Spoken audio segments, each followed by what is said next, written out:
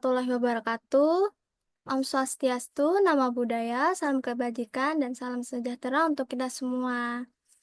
Perkenalkan, nama saya Cynthia Ramadhani dari Program Studi Pendidikan Administrasi Perkantoran dari Universitas Negeri Jakarta. Di sini, hari ini saya akan memaparkan materi tentang krisis ekonomi.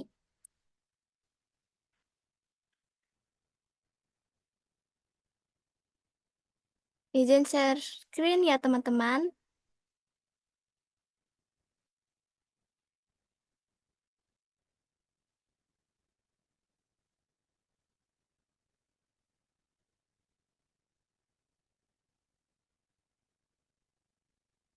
Nah,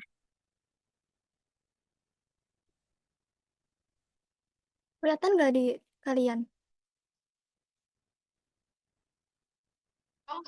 Aku belum. Masih loading.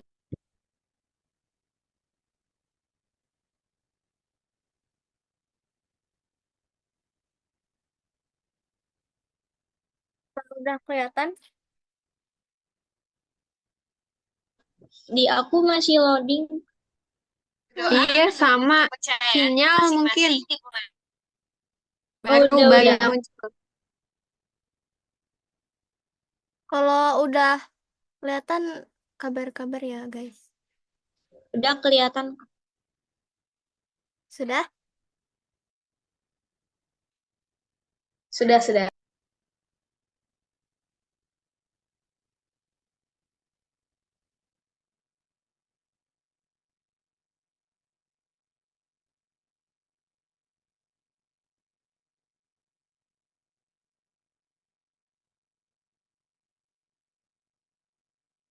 Tes, tes.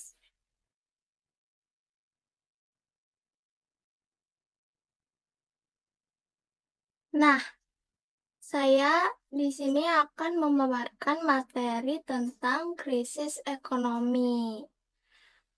Di sini ada yang tahu apa sih krisis ekonomi yang pernah kalian dengar sebelumnya?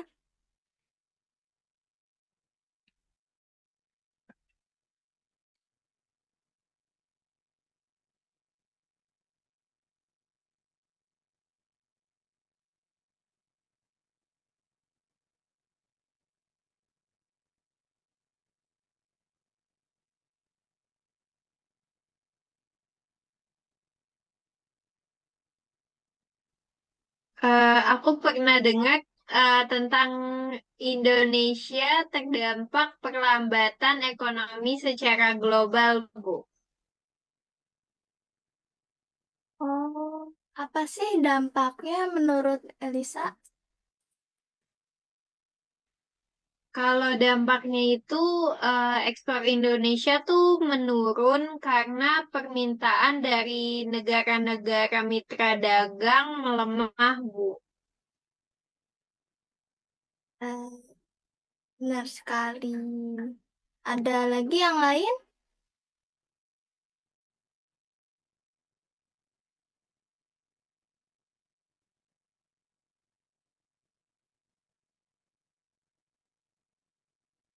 Adanya ketergantungan pada impor, Bu. Kalau boleh tahu, contohnya apa ya, para Dila?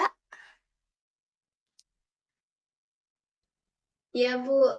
Indonesia masih bergantung pada impor untuk beberapa komoditas, terutama bahan baku dan barang modal.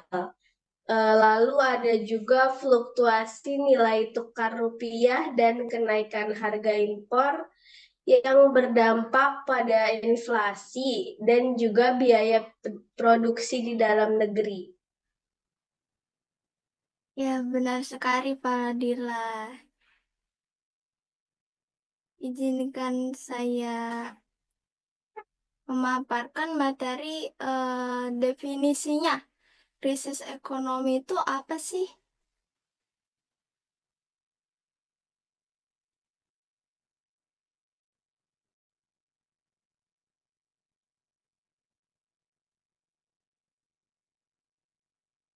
Man?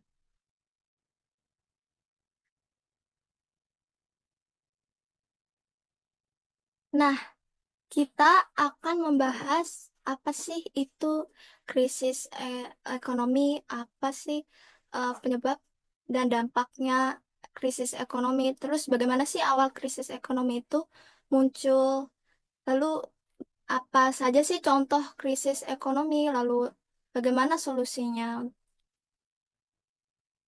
Nah, jadi ekonomi itu suatu keadaan di mana perekonomian suatu negara atau wilayah mengalami gangguan yang signifikan atau keruntuhan atau penurunan gitu. Biasanya ditandai dengan penurunan aktivitas ekonomi, lalu tingginya tingkat pengangguran, lalu inflasi yang tidak terkendali, terus ada juga penurunan nilai mata uang.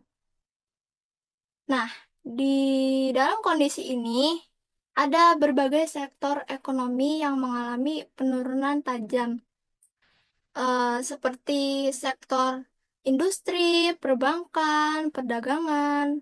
Nah, itu mereka mengalami penurunan yang tajam yang bisa berdampak buruk terhadap kesejahteraan masyarakat secara keseluruhan. Nah, awal krisis ekonomi itu eh, adanya gejolak kurs mengungkap persoalan ekonomi Indonesia sejak sekian tahun. Sebelumnya di sini ada peribahasa lebih besar pasak daripada tiang. Pernah, Bu.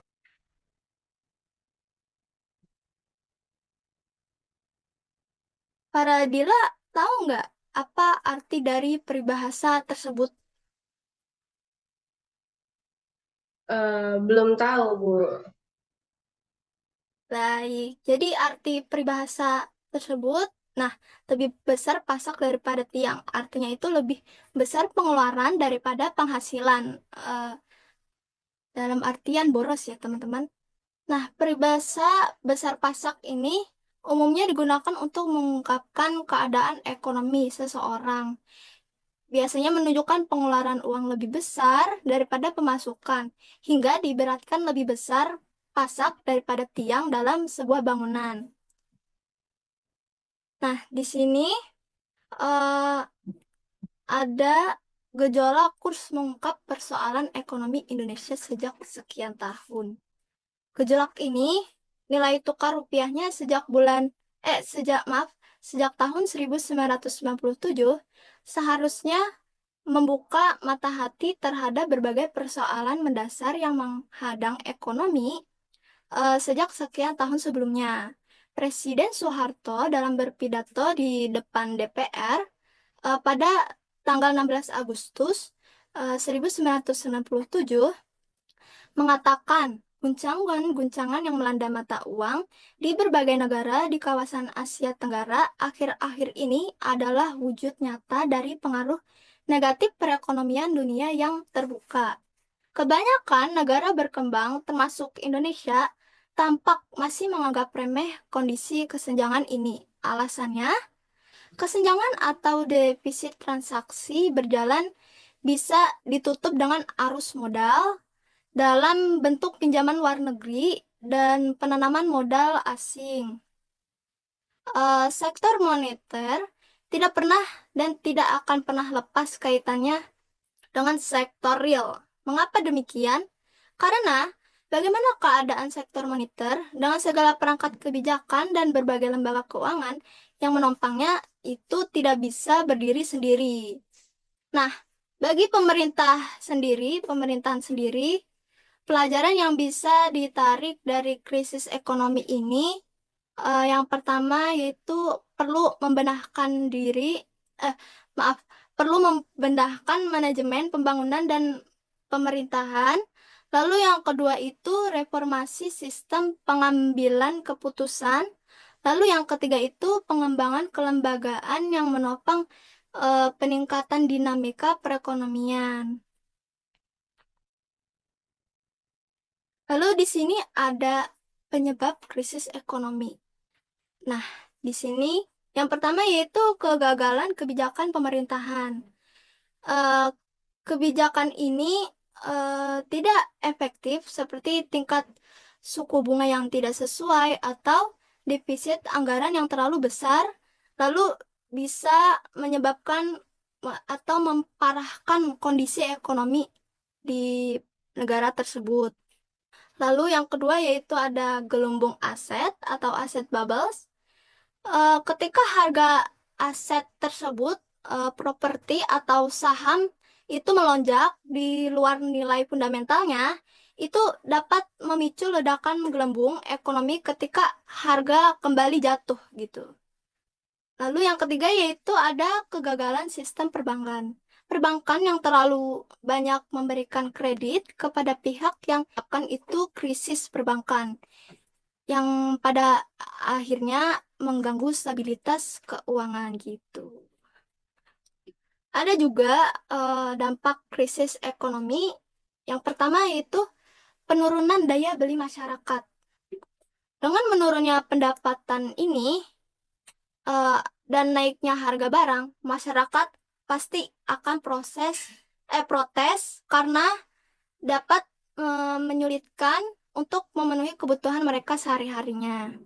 Lalu yang kedua yaitu adanya peningkatan pengangguran dan kemiskinan. Banyaknya perusahaan yang tutup atau bangkrut gitu dapat mengurangi karyawan, lalu bisa menyebabkan lonjakan angka pengangguran itu naik gitu. Dan eh, lonjakan angka kemiskinan pun tentunya akan naik ya.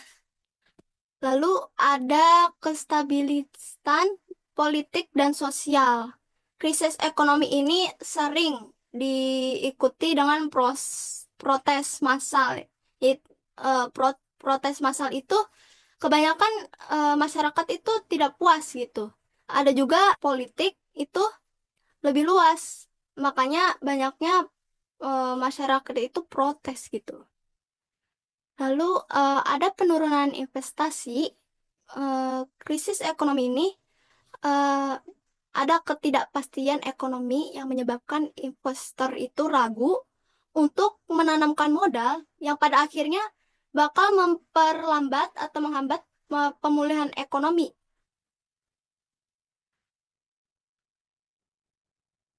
Astagfirullah hilang datanya ya Allah. Nah, ada contoh di krisis ekonomi. Yang pertama itu Great Depression. Apa sih Great Depression itu? Great Depression itu dalam bahasa Indonesianya depresi besar. Nah, dalam krisis ekonomi, Great Depression itu krisis ekonomi global terburuk dalam sejarah modern, yaitu berlangsung pada akhir 1929 hingga akhir pada tahun 1930-an. Krisis ini berawal dari Amerika Serikat yang menyebar ke seluruh dunia. Lalu krisis ini, Great Depression ini menyebabkan kehancuran ekonomi di berbagai negara. Banyak sekali negara yang hancur gara-gara depresi besar, gara-gara depresi besar, krisis ekonomi ini. Lalu yang kedua itu ada krisis finansial Asia. Krisis finansial Asia pada tahun 1997 adalah krisis yang mengguncang ekonomi di Asia Tenggara dan Asia Timur.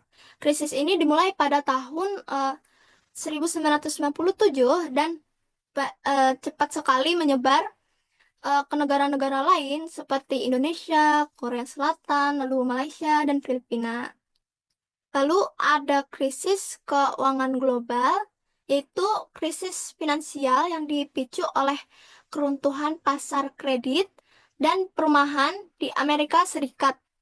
Itu sangat menyebar ke seluruh dunia karena eh, menyebabkan resesi global yang signifikan.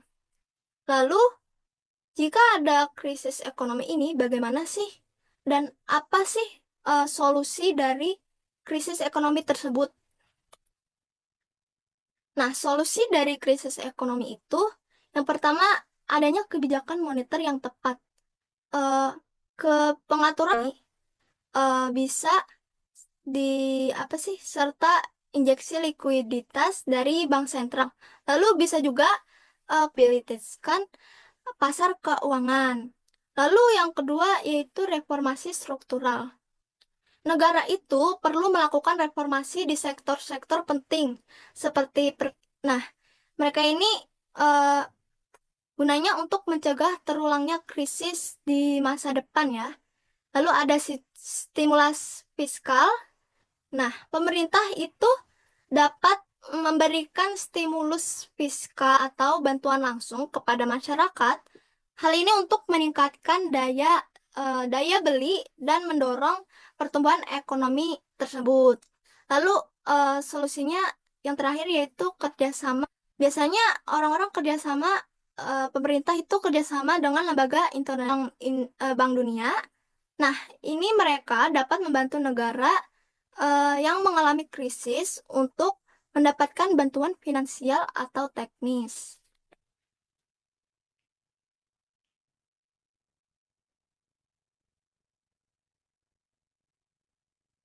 Nah, kesimpulan dari krisis ekonomi merupakan bagian dari siklus ekonomi yang sulit dihindari sepenuhnya.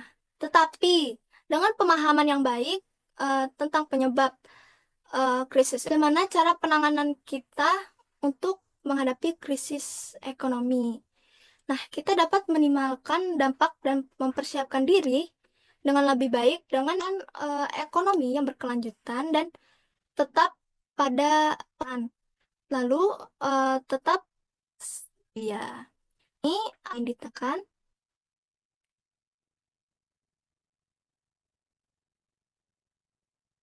Boleh, Elisa? Tanya si krisis ekonomi. Terima kasih.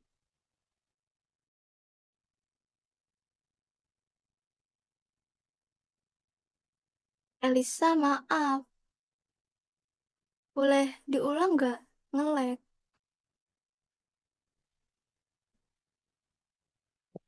Oke, oke. Oke. Dari angkat tangan aja. Iya,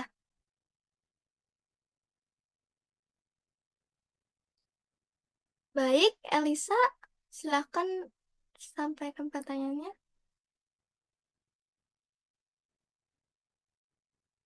Baik, Ibu. Terima kasih atas kesempatannya. Saya izin bertanya, apakah ada solusi ideal untuk mengatasi krisis ekonomi? Terima kasih. Baik, terima kasih, Elisa.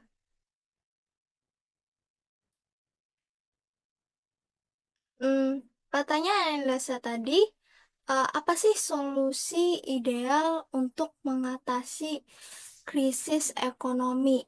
Sebenarnya nggak ada solusi yang ideal untuk mengatasi krisis ekonomi ini ya. Tetapi ada penangan penanganan yang sering digunakan. Biasanya itu eh, yang pertama mengidentifikasi akar eh, penyebab dari masalah krisis ekonomi tersebut. Apakah disebabkan oleh faktor internal yang misalnya tadi gelembung aset, nah, atau faktor eksternal seperti krisis global? Maka dari itu, kita harus mengidentifikasi terlebih dahulu agar kita bisa menentukan solusi yang lebih tepat. Lalu yang kedua yaitu kita harus fokus pada dampak sosial krisis ini, terutama di bagian kelompok yang rentan. Biasanya ada program bantuan sosial dan jaring pengaman sosial yang efektif bisa diperlukan untuk melindungi masyarakat yang paling terdampak. Nah, lalu eh, jika krisis itu disebabkan oleh penurunan permintaan, biasanya pemerintah itu menerapkan stimulus fiskal dengan meningkatkan pengeluaran pemerintah, misalnya dengan bansos, adanya bansos. atau bantuan sosial.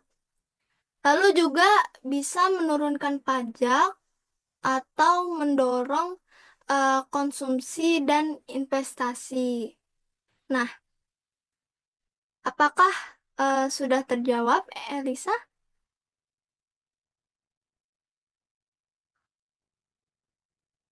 Sudah terjawab, Ibu. Terima kasih. Baik, terima kasih kembali ya. Lalu ada teman-teman ada yang ingin ditanyakan lagi?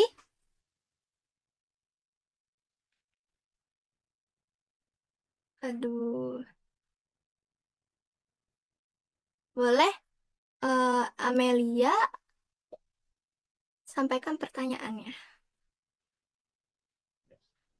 Oke, izin menjawab, Ibu. Izin memberi pertanyaan. Apa sih perbedaan dampak krisis bagi negara maju dan negara berkembang?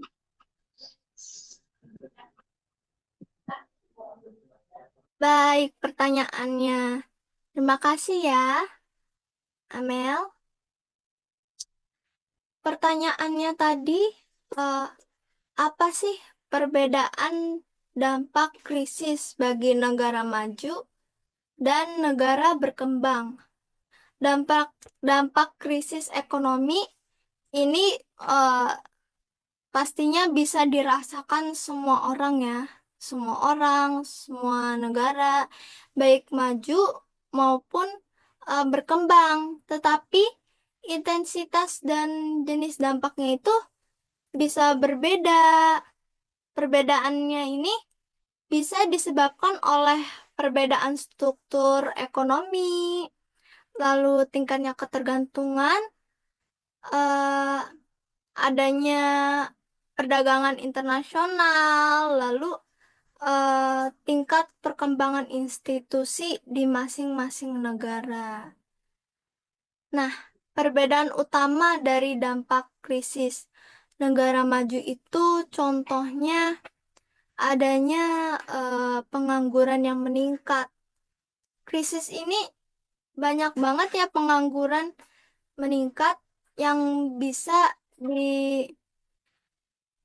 di apa disebabkan oleh sektor-sektor yang terdampak langsung seperti industri, manufaktur, lalu konstruksi. Lalu ada juga eh, penurunan harga aset. Nah, harga aset ini biasanya termasuk dalam properti, lalu juga ada saham, biasanya dapat mengalami penurunan yang tajam. Lalu perbedaan di negara berkembang itu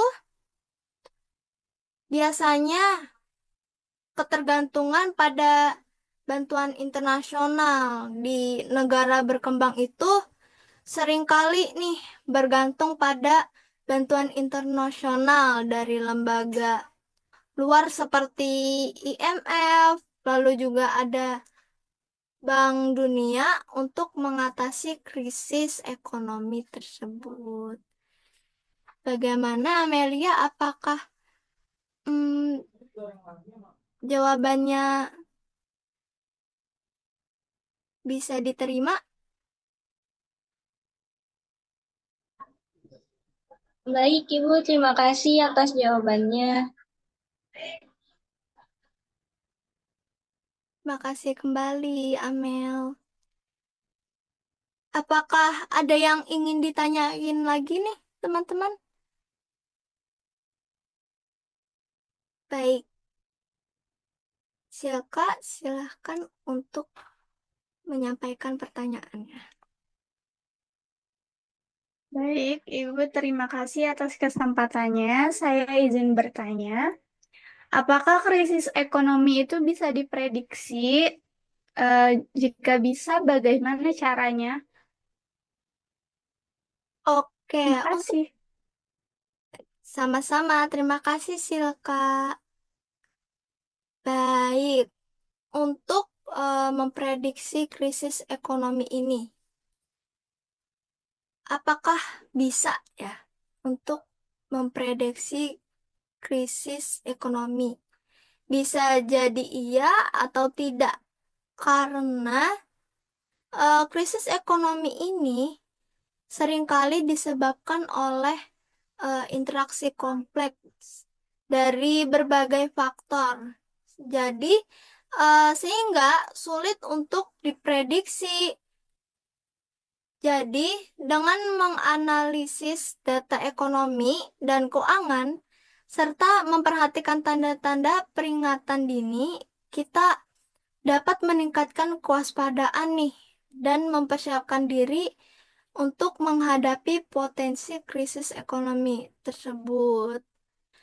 Lalu, bagaimana sih cara memprediksi krisis ekonomi? Kita itu bisa dengan memperhatikan tanda-tanda peringatan dini ya, seperti peningkatan volatilitas pasar keuangan, lalu penyebaran berita negatif, kan biasanya ada berita negatif tentang kondisi ekonomi atau keuangan suatu negara. Nah, itu pastinya bakal memicu kepanikan di pasar global ya. Lalu juga ada arus modal keluar. Nah, arus modal keluar ini besar dari suatu negara. Hal ini bisa memicu krisis nilai tukar. Lalu juga selain memperhatikan tanda-tanda peringatan dini, kita juga bisa menganalisis indikator ekonomi makro, lalu ada menganalisis indikator sektor keuangan, lalu juga kita bisa menganalisis kualitatif. Nah, analisis kualitatif ini juga penting untuk memprediksi krisis ekonomi. Analisis ini biasanya melibatkan eh, kondisi politik dan sosial. Nah, ketidakstabilan politik dan sosial ini bisa memicu atau memperparah krisis ekonomi. Lalu juga ada peristiwa geopolitik. Nah, konflik internasional itu eh, juga ketegangan geopolitik dapat berdampak signifikan pada perekonomian global dan ini juga bisa memicu krisis ekonomi. Nah, dari jawaban dari saya, apakah sudah terjawab, Silka? Sudah, Ibu. Terima kasih banyak atas jawabannya. Baik, terima kasih Silka.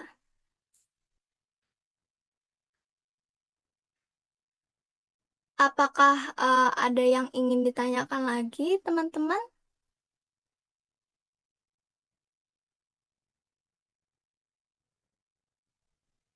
Cukup, Bu. Baik, terima kasih.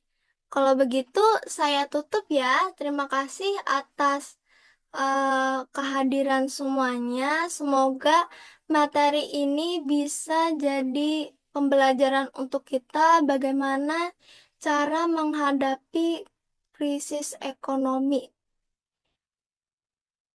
Baik, terima kasih teman-teman semua. Assalamualaikum warahmatullahi wabarakatuh. Terima kasih. Waalaikumsalam warahmatullahi wabarakatuh. Terima kasih, Bu. Baik.